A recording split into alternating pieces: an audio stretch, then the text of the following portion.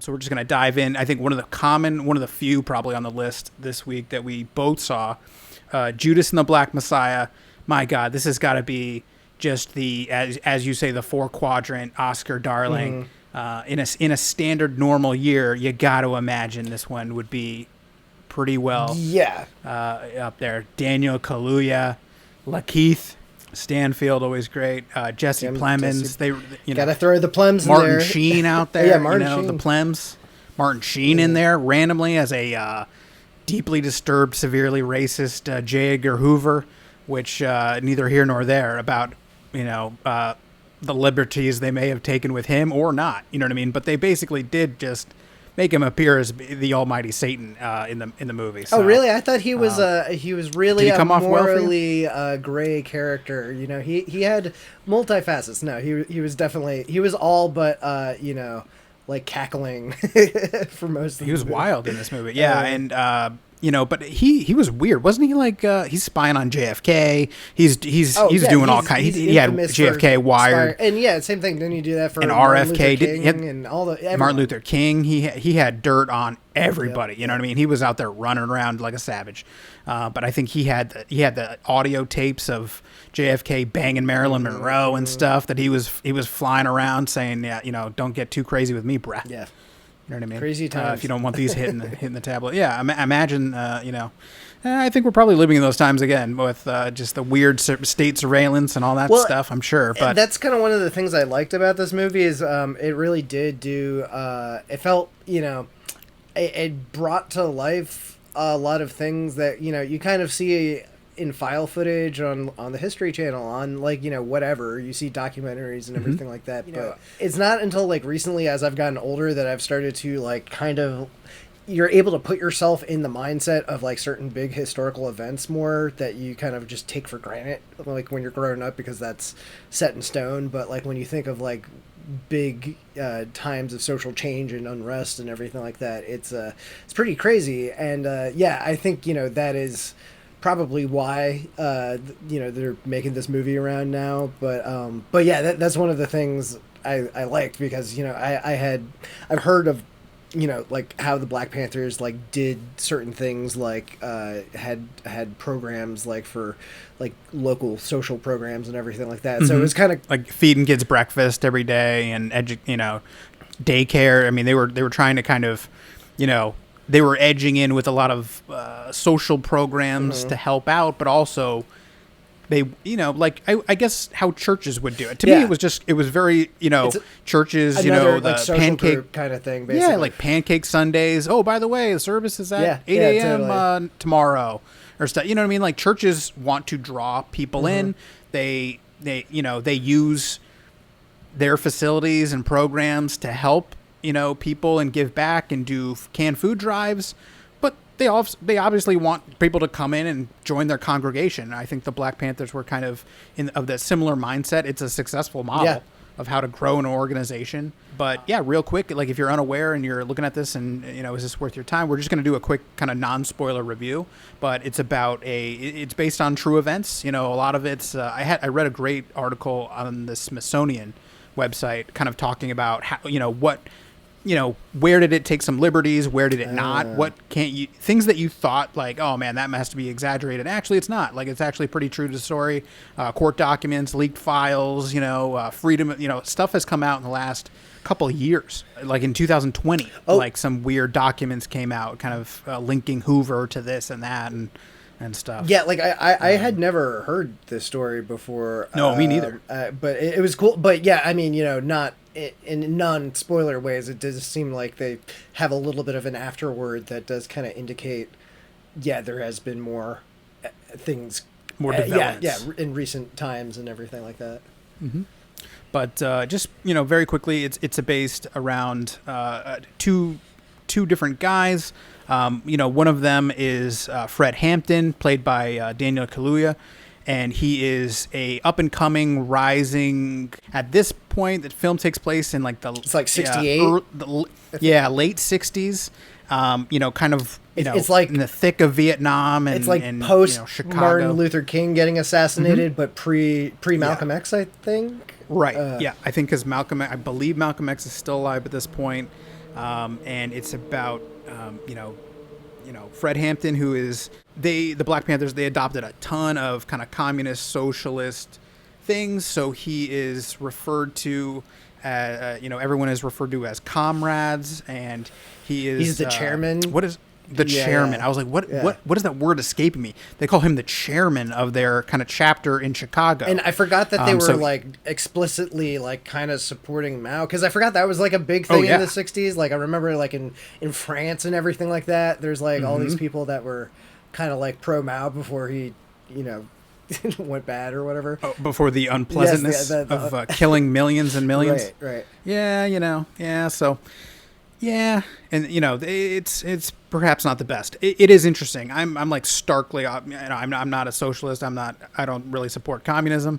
And it is interesting to see movies and to learn about characters and people of different viewpoints. I enjoy it. You know what I mean? So that was the cool thing I thought about it. It also kind of like did a good job of like the best thing is like, I mean, I don't know how biased the movie is or not, but it is pretty well documented that the FBI was kind of doing some fucked up documentation, like Hoover in particular. So the stuff that they do highlight in this is pretty fucking terrible. So it's that's kind of like the thing that I liked about it, is it is really like and especially just having the whole thing be from Bill O'Neill's perspective. Like that's like I really loved Keith Stanfield in this. He carries the, like both him and Kaluuya are both amazing, but just like the guilt that's on his face the whole time. He does such a good job of selling it too, because like a lot of times in movies when you have somebody that's like guilty and lying to people, like they telegraph it a little bit more than you would in real life, but in this it's like I would buy his story. But you do know that he's acting a little weird. Even in the scene where they like make him, there's a scene where he's like, once again, not going to go into detail on it, but he kind of has to hotwire a car in front of someone. Sure. And even that is kind of handled in a way that's like, okay, it's believable and everything. Yeah, and just if you're like, we didn't watch this movie, you assholes. What is this about? Like, So it's just so Fred Hampton, played by Daniel Kaluuya, he's this very young chairman. He's 21 years old apparently in real life. The movie, the afterword at the end of the movie, you're watching Daniel Kaluuya. You assume he's like 40 something years old. He's this very enigmatic, charismatic speaker, a great orator. Has a group of faithful attendees that are see him as, I mean, the movie is called Judas and the Black Messiah because Kaluuya's character is the FBI wants him removed and killed basically because they're worried about him being the Black Messiah. That's how enigmatic he is with his following and his ability to bring people together. So he is part of the Black Panther Party, and then you've got Lakeith Stanfield, who is a petty criminal who basically gets pulled over by an FBI agent named Roy something. Mitchell, Roy Mitchell. Roy Mitchell. Okay, played by our boy Jesse Plemons. Our boy Jesse Plemons, and he says, "Hey, I will throw you in jail for impersonating an FBI agent." Because that's he was boosting cars. Yeah, he would walk into a bar. There's a scene, the opening scene basically. He will walk into a bar. He will get a bunch of guys, put their empty your pockets. He'll pretend to frisk you under the pretense that he's an FBI agent himself. He just dresses in an overcoat and a fedora, and he pulls it off, and he gets the car keys from people, and he just walks outside and starts stealing cars. So that's the opening scene. He steals a car. Jesse Plemons pulls him over and says, "You're going to be, you work for me now. Otherwise, I'm going to put you in jail for like 7 years, for 5 for impersonating an officer and like 18 months for stealing a car." So he basically now owns Lakeith and says, "I need you to go get close to Fred Hampton. So you are going to infiltrate the Black Panthers and you will report to me and you will aid in my investigation and we'll take it from there." So Lakeith is just kind of a petty criminal. In real life, is a guy named Bill O'Neill. And he just kind of worms his way tentatively through. I mean, you see him feeding kids and He's not really a true believer. It takes him some time to fall in with them. There's a scene where he's kind of trying to spit some game on a fellow sister, which you just don't do. You know what I mean? You just don't do. So they punish him. They make him do some push-ups.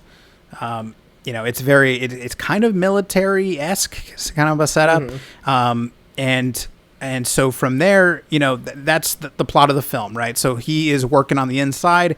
A lot of Departed vibes for me, you know what I mean? As as someone who's kind of walking that balance. Yeah, like the fact that you have that whole irony where like it's not hidden at all. Like from the get-go that like Bill is just there as the Judas. Like they really is such an appropriate title because they really do make Kaluuya like seem kind of almost like saintly or Jesus-like or whatever, because he is like, like very just like he never like they show multiple moments where he could be like could run and hide, or like he could like somehow give in to the cause or whatever, and he never does.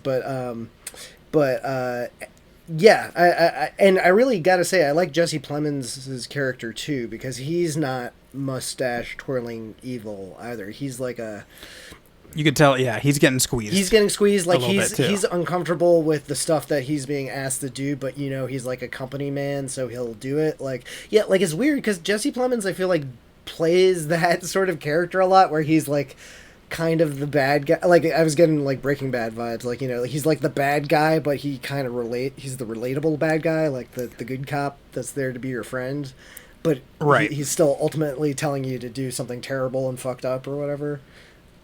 I mean, my favorite cop role of him is it Date Night or Game Night, where he's the weird cop that lives down the street. He's so good in that movie. He kind of he taps into that a little bit, because he tries to kind of form a bond with Lakeith, but at the same time, he says, bro, if you step out of line, if I will end you. You know what I mean?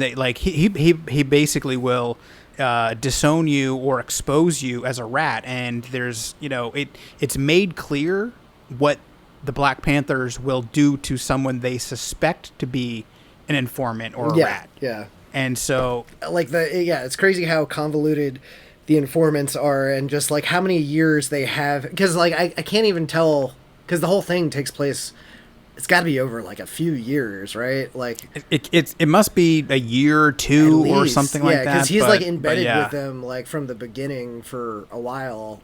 So I don't just the fact that they like in real life got this guy so early on and kind of implanted him is freaking crazy or whatever. I just found it wild that he's 21. Man. I was blown away by that. And they show real footage of the guy, and like once again, props to them, because I didn't know anything of this real life historical event, but they have some file footage of shots that they recreated in the movie, and like the actors, like Daniel Kaluuya gives a speech, and then they show the speech given by the real guy at the end, and he got everything down verbatim, it seems like. But yeah, it's crazy that he was doing all this when he was like 21. Like, God, what were we doing, No, I was not doing that. I was not leading freedom fighters or revolutionaries or fighting for social justice or anything. I was not. I was puking in bars and colleges and all that good stuff. So.